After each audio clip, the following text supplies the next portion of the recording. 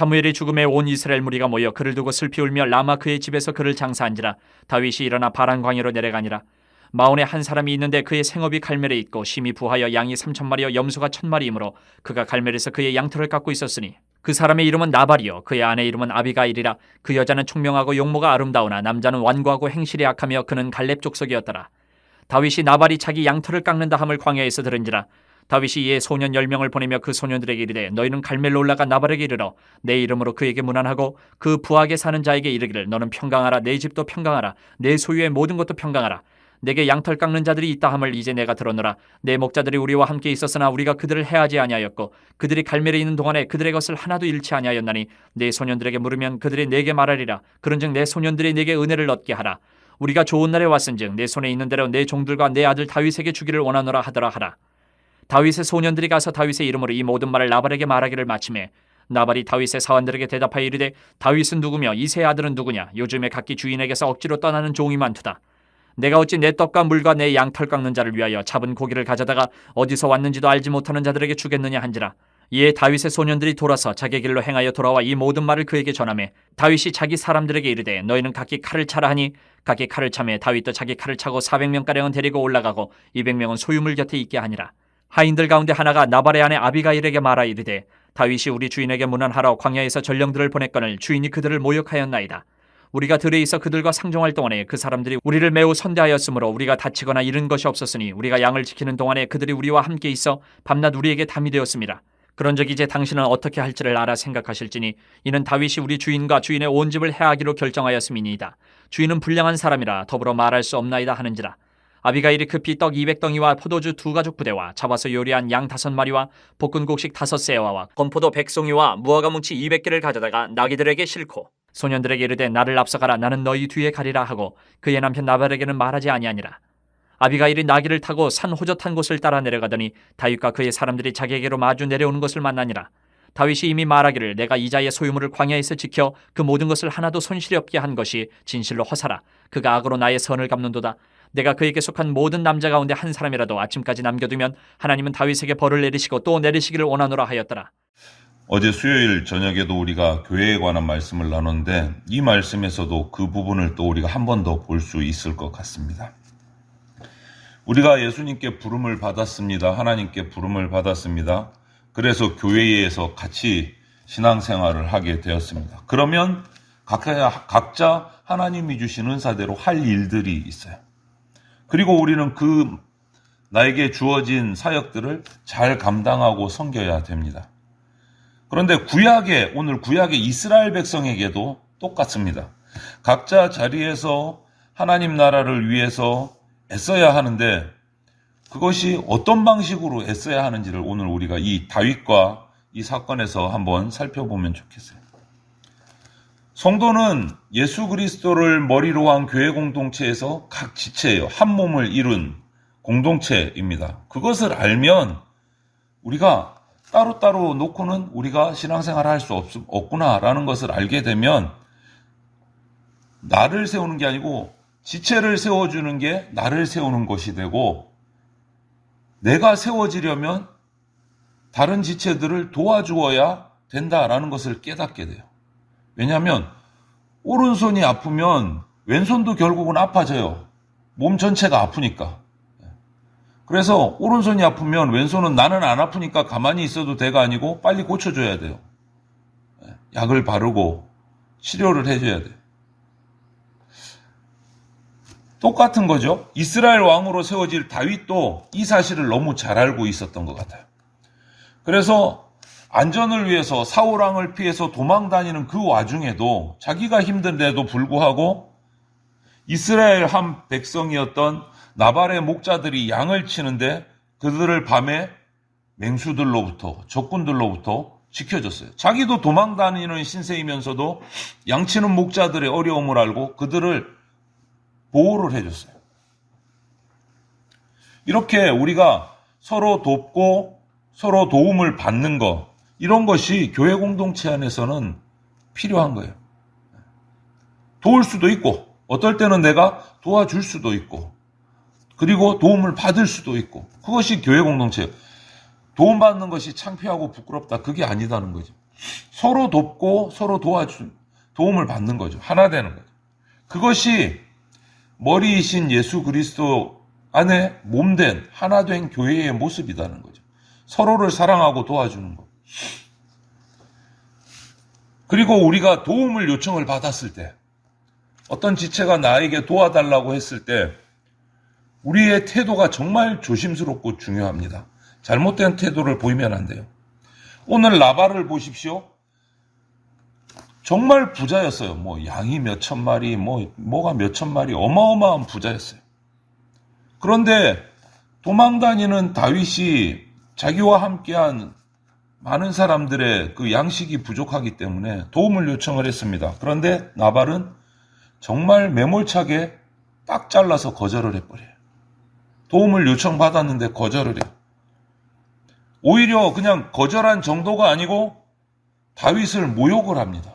주인을 자기 마음대로 떠났다 라면서 모욕을 해요. 아마 나발은 마음속에 그런 생각을 가졌을지도 몰라요. 언제 내보고 도와달라고 했냐. 우리 목자 네가 안 도와줘도 잘 먹고 잘 산다. 이랬을 수도 있어요. 이 교만한 나발, 다윗을 무시하고 업신여기고 그의 요청을 단칼에 거절을 해버렸습니다. 이런 나발의 모습을 하나님은 이렇게 표현하잖아요. 완고하고 행실이 악하다. 이렇게 표현을 해요. 완고하고 행실이 악하다. 겉으로는 이스라엘 백성인데, 구원받은 이스라엘 백성인데 결국은 심판받을 대상이 되어버린 거예요. 오늘 본문은 아니지만 그 뒤에 본문을 보면 나발은 결국은 끔찍한 죽음을 맞이하게 돼요. 교만함, 이기심을 우리 마음 가운데 결코 담아둬서는 안 됩니다. 예수님이 나를 위해 죽어주신 그 십자가를 내가 기억하고 떠올린다면 우리는 그럴 수가 없는 거예요. 겸손하게 나누는 삶을 사는 것이 우리 성도고 우리 교회가 돼야 된다라는 거예요. 그리고 반대로 생각해 보면, 다윗의 입장에서 오늘 생각해 보면 그렇게 나발의 목자들을 보호해주고 하나도 잃지 않게 해주고 그들을 도와주고, 그래서 나발에게 부탁하면 우리의 양식을 조금 얻을 수 있겠다 해서 심부름꾼을 보냈는데 거절당했어요. 다윗의 입장에서 내가 부탁했는데 거절을 당했다. 상대방이 도와주지도 않고 협력하지도 않고, 그때 나는 어떻게 해야 될까? 다윗의 입장에서 도움을 요청했는데 도와주기는커녕 나를 모욕한다. 이때 우리는 어떻게 해야 될까를 또 생각해 봐야 돼요. 다윗이 그랬던 것처럼 스스로 복수를 결단하고 칼을 차라, 나를 따르라, 내가 그들의 남자들을 하나도 남기지 않고 다 죽여버리겠다.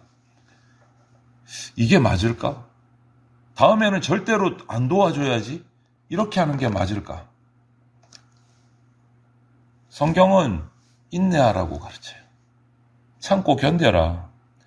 네가 부탁을 했는데 거절당했더라도 그 사람을 더욱더 그 후에 더 열심히 잘 도와주라. 이렇게 말해요, 성경.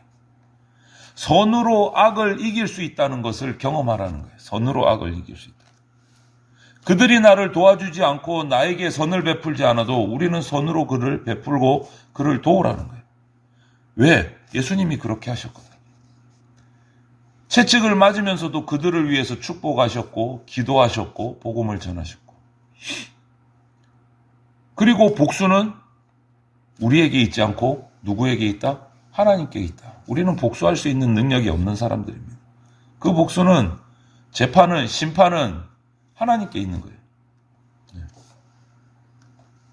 나발도 그렇고 다윗도 그렇고 둘 다 문제가 있는 거예요. 그렇게 하면 안 된다라는 것을 우리에게 가르쳐 주시는 말씀. 그리고 공동체로서 공동체에 어떤 문제가 생겼습니다. 그러면 어떻게 해야 될까? 지금 이스라엘 공동체 가운데 다윗과 나발의 사람들이 부딪혔어요. 문제가 생겼어요. 도와주었는데 모욕을 당했어요. 그래서 복수를 하려고 해요. 문제가 생긴 거잖아요, 공동체 안에. 그때 이 문제를 어떻게 해결을 해야 될까? 어떻게 해야 될까? 교회에 문제가 생기면 그거는 나하고 상관없는데 나는 신경 꺼야지가 아니고, 결국은 공동체의 어떤 다른 부분의 문제는 내 문제가 돼서 돌아온다라는 거예요. 결국은. 왜? 성도는 머리이신 예수님 아래 한 몸으로 묶여져 있기 때문에 발가락에 난 상처가 딴 데서는 무감각해서 되느냐? 아니요. 발가락에 난 상처를 그냥 내버려 두면 온몸이 아파요. 온몸이 아파요. 그거하고 똑같아요. 교회 공동체에 생긴 문제를 내 문제가 아니라고 내버려 두면 결국은 다 같이 아프게 돼요. 그래서 모든 문제가 같이 풀어야 될 문제가 되는 거예요. 그래서 함께 하나님 앞에서 뭐가 문제인지, 뭐가 잘못됐는지 같이 고민하고 같이 기도하고 같이 풀어가야 된다는 거예요. 같이. 그 사람이 오늘 등장해요. 본문에. 이름은 안 나와요. 나발의 하인이에요. 나발의 많은 하인들 중에 한 하인이 참 지혜로운 것 같아요. 주인 때문에 집안에 닥친 문제를 자기가 고민을 하는 거예요. 하인인데도. 신경 안 써도 되는데 자기가 고민을 한 거예요. 우리 바깥 주인 때문에 우리가 결국은 낭패를 보겠구나. 다윗이 우리를 도와줬는데 우리 주인은 다윗을 모욕해서 내쫓았구나. 어디에다가 말하지 고민하다가 주인에게 말해봐야 안 되겠으니까 안주인을 찾아갑니다. 안주인은 이름이 나와 있어요. 아비가일이라고. 안주인에게 찾아가서 이 상황을 쭉 다 설명을 해요. 다 설명을 해요. 우리 성도들도 이러한 뜻과 이러한 마음이 필요합니다. 주님의 몸으로 행하려고 하면 화평을 원하시는 성령님께 기도하면서 문제가 생기면 내 문제 아니다가 아니고 자기 문제인 것처럼 생각하고 함께 모여서 기도하고 풀어야 됩니다. 함께 모여서 기도. 이 하인이 그랬어요. 하인임에도 불구하고 고민하고 걱정하고 누구에게 말할까? 안주인에게 찾아가서 고민을 풀고 문제를 해결하려고 애를 씁니다. 그 결과 어떻게 됩니까? 하나님이 우리가 함께 모여 기도하고 풀려고 하면 도와주시는 거예요. 하나님. 화평을 원하시기 때문에, 싸움을 원하지 않으시기 때문에. 남편의 불의한 이 소식을 들은 아내 아비가일은 그 하인으로부터 소식을 듣고 어떻게 합니까? 여인이 지혜로운 사람이에요. 남편의 잘잘못을 막 감싸려고 하기보다는 그가 또 실수했구나, 잘못했구나 빨리 인정을 하고 다윗과 틀어진 관계를 회복하기 위해서 서둘러서 행합니다. 다윗이 필요한 게 뭐였어요? 양식이에요. 먹을 양식이 없어서. 집에 있던 양식들을 고기를 다 준비를 해서 나귀에 빨리빨리 실어서 하인을 통해서 빨리 보냅니다. 빨리 보내고 그들이 떠난 후에 자신도 다윗을 만나러 사과하기 위해서 또 출발을 해요. 그래서 길 가운데서 만났다라고 돼 있어요, 오늘. 이렇게 이 아비가일과 하인처럼 화평을 유지하기 위해서, 문제를 해결하기 위해서 나는 고민하고 있는가, 생각하고 있는가, 내 희생이 필요하면, 내 섬김이 필요하면 교회 공동체를 위해서 내가 헌신할 수 있는가, 우리가 생각해 봐야 돼요. 왜냐하면 화평을 교회가 지켜야 하는 이유는요, 세상과 사탄이 교회를 깨부시려고 호시탐탐 노리고 있기 때문에 교회는 그것을 조심해야 돼요. 우리가 하나 돼야 돼요. 서로 문제를 가지고 기도하고 지혜를 달라고, 화평을 달라고 하나님께 기도하면서 문제를 풀어야 되는 거예요. 이렇게 공동체의 화평을 유지하려는 마음과 의지가 우리 성도들 가운데 없으면 여러분 어떻게 될까요? 이해하기도 싫어. 내 문제 아니야. 귀찮아. 던져버리고. 나는 몰라도 돼. 그 어려운 문제 난 신경 끌 거야. 안 들어. 너희들이 알아서 해. 이렇게 되면 결국은 교회는 깨지게 돼 있어요. 화평이 깨지는 거예요. 사탄의 뜻대로 돌아가는 거예요. 다윗이 그렇잖아요. 감정이 먼저 올라왔어요. 생각하기 싫은 거예요. 내가 도와줬는데 너는 나를 안 도와줘? 폭발을 한 거예요. 나발의 말을 듣고. 내가 아무리 잘해봐야 저 인간은 쓸모가 없다. 잘해줘봐야. 이런 마음을 먹는 순간 살기가 올라오는 거야. 칼을 차라. 나발의 모든 남자들을 우리가 다 죽여버리겠다. 마음에 미움이 들어오고 분노가 차기 시작하면 평화롭게 해결한다는 것을 생각할 수가 없어지게 되는 거예요. 우리 인간의 마음. 그것을 그냥 내버려 두면 안 되는 거죠. 성령님께 의지해서 나를 위해 죽어주신 예수 그리스도의 그 십자가를 기억하면서 나의 그 분노를 다스려야 돼요. 성도는요, 선으로 악을 이길 수 있는 사람입니다. 왜? 예수 그리스도로부터 은혜를 덧입은 자이기 때문에.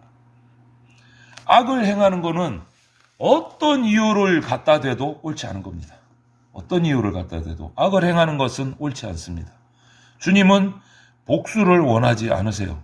그래서 예수님은 자기를 부인하고 자기를 저주까지 한 베드로를 징계하는 것이 아니고 다시 찾아가서 그에게 먹을 것을 주시고 다시 주님을 믿고 따를 수 있도록 세워주셨어요. 선으로 악을 이기신 거예요. 성도인 우리도 똑같아요. 살아가면서 예수님처럼 살아가기를 훈련하고 애써야 돼요. 그런데 어떤 일을 당할 때 내 뜻대로 판단을 하는데 그것이 하나님의 뜻을 어기는 일이 되면 안 되잖아요. 그래서 조심하고 기도해야 된다. 우리는 주님께서 사랑으로 묶어주신 교회 공동체입니다. 이것을 잘 평화롭게 유지하기 위해서 서로 애쓰고 기도하고 서로 함께 해주고 서로 세워줘야 돼요. 우리의 화평을 이루시기 위해서 십자가에 죽어주셨잖아요. 그 은혜를 기억하면서 우리도 그 수고를 함께 감당을 해야 됩니다. 그래서 오늘 하루도 나를 위해서 죽어주셔서 평화를 주신 그 예수님을 기억하면서 겸손함으로, 인내함으로, 선으로 악을 이기는 그러한 하루의 삶을 살아내시기를 주님의 이름으로 축원을 드립니다. 아멘.